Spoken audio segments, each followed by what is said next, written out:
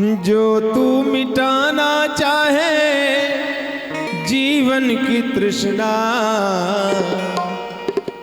जो तू मिटाना चाहे जीवन की तृष्णा, सुबह शाम बोल वंदे कृष्ण कृष्ण कृष्णा, सुबह शाम बोल वंदे कृष्ण कृष्ण कृष्ण।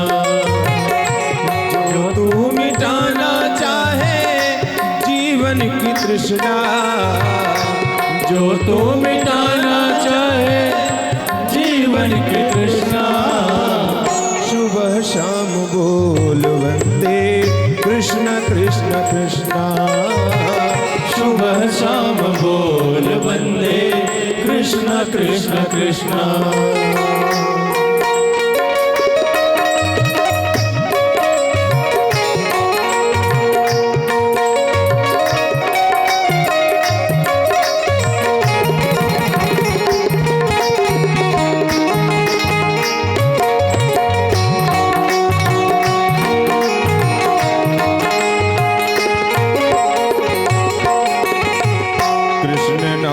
पावन पावन कृष्ण नाम प्यारा प्यारा, कृष्ण नाम पावन पावन कृष्ण नाम प्यारा प्यारा। जो न बोले कृष्णा कृष्णा वो है जग से हारा हारा, जो न बोले कृष्णा कृष्णा वो है जग से प्यारा। मन का मिटे अंधियारा, हो मन का मिटे अंधियारा, बोल कृष्ण कृष्णा, सुबह शाम बोल वंदे कृष्ण कृष्ण कृष्णा, सुबह शाम बोल वंदे कृष्ण कृष्ण कृष्ण।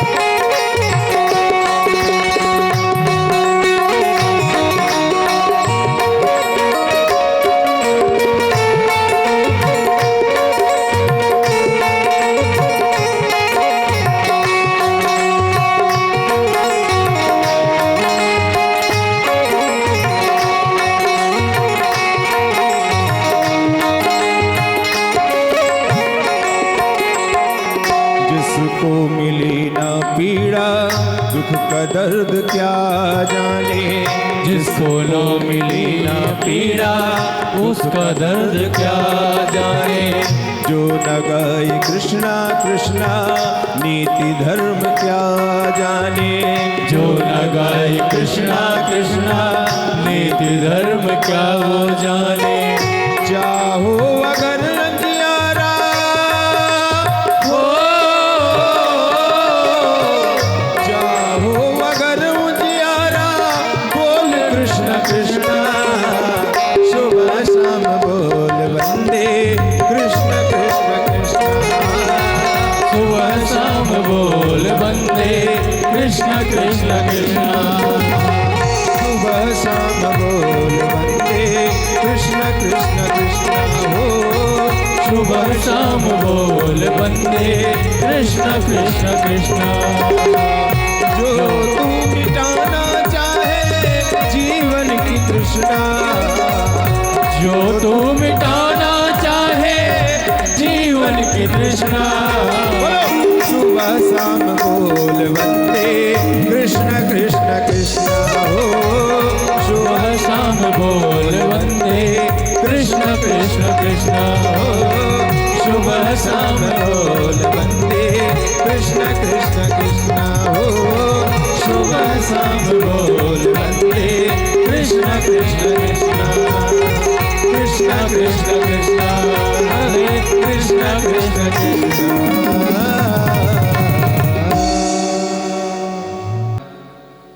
आदरणीय सुखदेव जी महाराज परीक्षित को पृथु महाराज की कथा सुनाते हैं। बड़े धर्मात्मा राजा। पृथु के पुत्र का नाम है अंतर्ध्यान, अंतर्ध्यान के बेटा हुए हविर्धान, हविर्धान के पुत्र है प्राचीन वरी। भागवत में बड़ा सुंदर प्रसंग है प्राचीन वरी का। ये प्राचीन वरी जो शास्त्र में कुछ बातें लिखी हुई, क्योंकि परोक्ष में लिखी है, और जो ज्यादा चालाक हैं उन परोक्ष बातों को सीधा सीधा करके समाज में रख दिए, लोगों के सामने रख दिए तो मान लिया। हमारे शास्त्रों में बलि का कहीं भी विधान नहीं है। यज्ञ होती है, बलि के विधान में कुछ ऐसा बनाया गया है कि वो कार्य करने से पूर्ण हो जाता है। बताइए, भगवान की पूजा में, देवी की पूजा में, शक्ति की पूजा में किसी जीव का वध करना ये कोई धर्म है? और शास्त्र के विपरीत तो प्राचीन वरही ने कार्य किया, उनसे गलती हुई। इतने बड़े महापुरुष के घर में जन्म लेकर के वो बहक गए। यज्ञ करते हैं तो बड़े बड़े घोड़ों की, बकरों की, जीवों की आहुतियां देते हैं। हुआ क्या? समझाया जाता है तो मानते नहीं। जब प्राचीन वरही को समझाने आए देवर्षि, प्राचीन वरही को समझाने आए पर नहीं माने। जब कर्म के अनुसार गति हुई, वो सारे जीव उनको खाने के लिए तत्पर हैं खड़े, जिन्हें आप वध कर रहे हो। आज कल वो भी काटेंगे इसी प्रकार से। काटे जाओगे, बचोगे नहीं। बार बार किसी की आत्मा को दुखाने वाला इतना दुखाया जाएगा कि फिर उसकी आत्मा में कभी प्रसन्नता नहीं आएगी।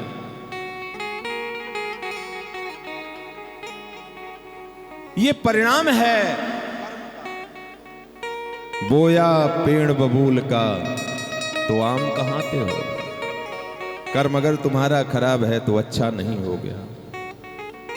श्रूयताम धर्म सर्वस्वम श्रुत्वा चैवावधार्यताम आत्मनः प्रतिकूलानि परेशान न समाचरे। जो हमें अच्छा नहीं लगता वो किसी के साथ बर्ताव नहीं करें। शास्त्रों की बात को माने, धर्म की बात को माने। वाम मार्ग में मत जाएं। वाम मार्ग किसे कहते हैं? जो भगवान पे विश्वास न करके कहीं इस बाबा पे विश्वास करे, कहीं उस बाबा पे विश्वास करे, जिसका गुरु पे विश्वास न हो और जाए यहां वहां जो भटके, वो वाम मार्गी है। उसके साथ उसे वाम मार्गी कहते हैं। तो जो वाम मार्गी हो चुका है, वाम मार्गी प्राणी को मरा हुआ समझा गया है अपने शास्त्रों, जिसका किसी के ऊपर विश्वास है नहीं, वो वाम मार्गी है। झाड़ फूंक तंत्र मंत्र पर जो विश्वास करे वो वाम मार्गी। गुरु के चरणों में जिसकी प्रीति न हो वो वाम मार्गी है। मनमाना जो आचरण करे वो वाम मार्गी है। और ऐसा व्यक्ति मरा हुआ होता है। सुबह सुबह ऐसे वाम मार्गी का हमारे तो वैदिक सनातन धर्म में है कि कुपथ पर चलने वाले प्राणी का सुबह अगर दर्शन हो गया है तो कार्य तुम्हारा कभी सफल नहीं हो। पर आज ज्यादा यही पूजे जाते हैं। बोलिए जय श्री कृष्ण। श्रूयताम धर्म सर्वस्वम। जो बात हमें खुद बुरी लगती है उस बात को दूसरे के सामने नहीं रखते। शरीर को लाल बनाने के लिए, मोटा बनाने के लिए जीव की हत्या हो तो एक दिन काटे जाओगे, इसमें कोई शक नहीं है।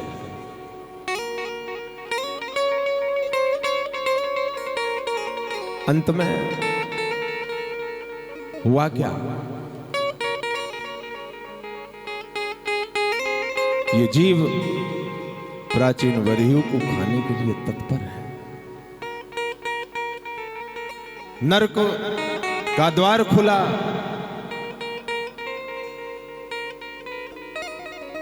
शास्त्र कहते हैं जीव जब तक अपने को समझ नहीं पाता तब तक उसे जब तक उसे अपने स्वरूप की अनुभूति नहीं होती तब तक वो भटकता रहता है। तो सबसे पहले आकर के अपनी पहचान करो कि मैं हूं कौन। कौन हो आप? मैं पूछता हूं कि हो कौन, तो कोई जवाब नहीं दे पाएगा। इस शरीर में से आप हो कहां, कोई जवाब नहीं दे पाएगा। अगर हाथ हो तो कटने के बाद भी जिंदा हो, आंख हो तो फूटने के बाद भी जिंदा हो, पैर हो तो कटने के बाद भी जिंदा हो। कौन सा शरीर का अंग ऐसा है कि खंडित होने के बाद जो वो अंत है उसका जिंदा है। हृदय में भी चोट लगने के बाद जिंदा है, सर फटने के बाद भी जिंदा है। तो हो कौन तुम जहां स्थित हो, स्थिर हो। क्या ये जैसे हैं ऐसे ही रहोगे? सब कुछ बता सकते हो? इतना गुमान भी ना हो, कभी इतना ऐसी स्थिति आ जाती कोई पूछता नहीं पानी के लिए। किस बात का अहंकार? क्या सुंदरता का अहंकार, क्या धन का अहंकार, क्या वैभव का अहंकार, क्या जन का अहंकार, क्या बल का अहंकार, किसका अहंकार? अगर है तो वो टूटता है। न तुम्हारी सुंदरता स्थिर है। क्या बूढ़ी माताएं जो बैठी हैं, क्या ये ऐसे ही थी? अपनी भारत माता से पूछे कब से ऐसे हो गए, बताओगे मां? आज आती तो कहती महाराज जी कुछ ऐसा बताओ ना कि अब बस ठाकुर जी बुला लें, ठाकुर जी बुला लें। शादी कब हुई बता देंगी, बड़ा पुत्र कब हुआ बता देंगी, पर आज ये वृद्ध कब हो, कब से हो गई, पूछ लो, सवाल कोई कर लो। या जैसी स्थिति आज है ये क्या पहले से ही ऐसी थी? अरे पहले ये भी आपकी तरह सुंदर रही होंगी, इनका भी विवाह हुआ है, तो क्या ऐसे ही रहोगे? अगर नहीं रहोगे, एक गिलास पानी के लिए तुम्हें ललकना है, तड़पना है, तो आज क्यों अहंकार में खोए हुए हो? आज क्यों अकड़ है? जब कल तुम्हारी अकड़ चूर होगी तो आज कौन सी अकड़ लेकर के तुम बैठे हो? और वो अकड़ क्यों है? पहचानो अपने आप को। ये है भागवत कथा। तुम्हें खुद का बोध कराए वो है भागवत कथा। अगर तुम्हारा अहंग नहीं टूटा, अगर तुम्हारी अकड़ नहीं टूटी, तो तुमने कुछ नहीं किया। क्या तुम ऐसे ही रहोगे? अरे जाओ ना, देखो जिसके पीछे हजारों की भीड़ चलती है, जिंदाबाद जिंदाबाद। अरे ये इस पद में है, आज जाओ ना, स्थिति को देखो तो उनको भी पानी देने, एक गिलास पानी की जरूरत होती है तो हाय है पुकारते रहते घंटों, तब मिलता है। कहां गया वो वैभव की ताकत? तुम्हें सुख क्यों नहीं देती? वो वैभव की ताकत तुम्हारी पीड़ा को दूर क्यों नहीं कर देती? वो वैभव की ताकत तुम्हें सब कुछ सुलभ क्यों नहीं कर देती? वो वैभव तुम्हें फिर से क्यों जवान नहीं कर देता? अगर नहीं हो सकते तो ये अकड़ किसके लिए है? रस्सी जल गई पर ऐंठन नहीं गई। किसके लिए इतना ऐठे हुए हो? ये ऐठन कब तक रहेगी? जरा विचार करो, विचार करो, विचारणीय बात है।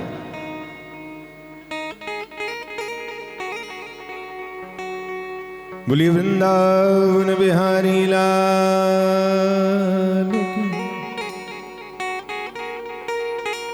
आगे यही पुरंजन जीव की कथा सुनाते हैं। नव द्वारे पूरे दे, एक बड़ा सुंदर नगर है। ये कथा बड़ी सुंदर कथा है, बहुत बड़ी कथा, बहुत सूक्ष्म में सुनाता हूं। पुरंजन जीव की कथा। न ज्ञातु यशः अभिज्ञाता, जो किसी के द्वारा जाना न जा सके उसे अभिज्ञात कहता है। गीता में लिखा है नवद्वारे पूरे दे, नवद्वार का ही ये हमारा शरीर है।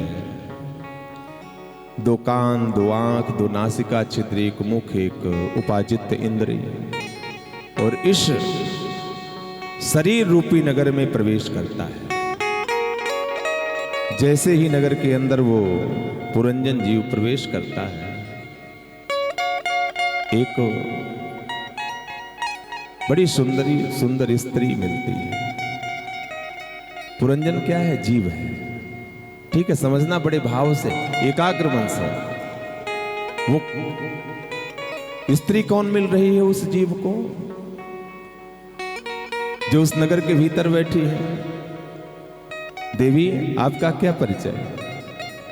बोली, मेरा नाम, मेरा परिचय मैं खुद ही नहीं जानती, लेकिन मुझे आप अपने साथ रखो। उस नारी को हम कहते हैं बुद्धि। बुद्धि के साथ, बुद्धि रूपी नारी के साथ वो पुरंजन रूपी जीव रहने लगता है।